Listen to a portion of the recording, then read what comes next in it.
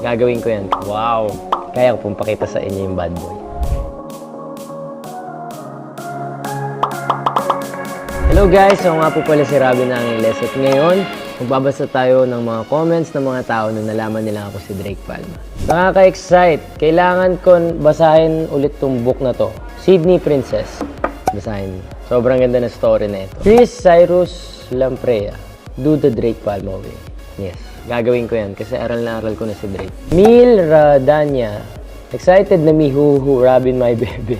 Hi bebe Camille. Wait mo lang, lalabas na yan. Malapit na. Sa June 15, sa Viva 1 lang mapapanood. Roxy Tan. Yay, thank you Viva for giving Robin a big break na naman. Yes, maraming salamat po sina boss at sa lahat po ng mga sumusuporta sa akin na nagtiwala sa akin na kaya ko tong role na to. Bibigay ko po yung best ko dito para sa inyo lahat. Bad boy ang aura ni Drake, si Robin babyface. Eliza M. Almero.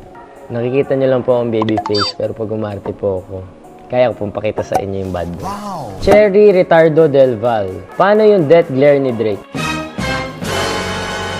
Kyle Ausena. I haven't read the story of seducing Drake Palma on Wattpad yet. So I'll just watch it and let's see if it turns out well. Basahin mo muna bago mo panoorin para po ma-judge nyo kung paano ko po gaganapan si Drake Palma. Remgel Vinluan. Galing mo, Robin. Pantasya ng mga 15 years old noon yang si Drake Palma. Sa mga 15 years old dati na ngayon na mas matanda pa po sa akin, papakita ko po sa inyo yung Drake Palma na pinapantasya daw po nyo noon.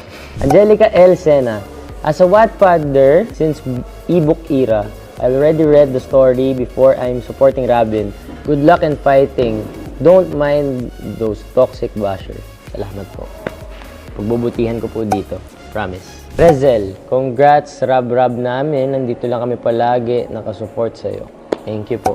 Yan po yung nagpapatatag sa akin. Palagi ko pong binibigay yung best ko dahil sa inyo. Dahil alam ko po na may nag-aabang pa po sa akin. At pangako ko po sa inyo na araw-araw nag-aaral po ako para mas mapaayos ko pa po yung pag-aarte ko para mapakita ko sa inyo yung gusto nyo yung Drake Palma.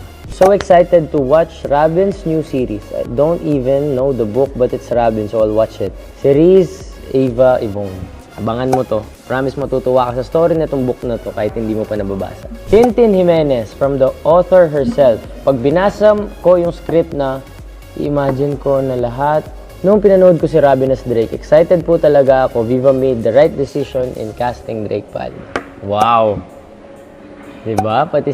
Nakakatuwa naman kasi pati si Miss Arisa gusto niya ako. Maraming salamat po sa panonood and abangan nyo po si Drake Palma soon sa Viva 1 sa June 15 po. God bless you guys. I'll see you guys soon.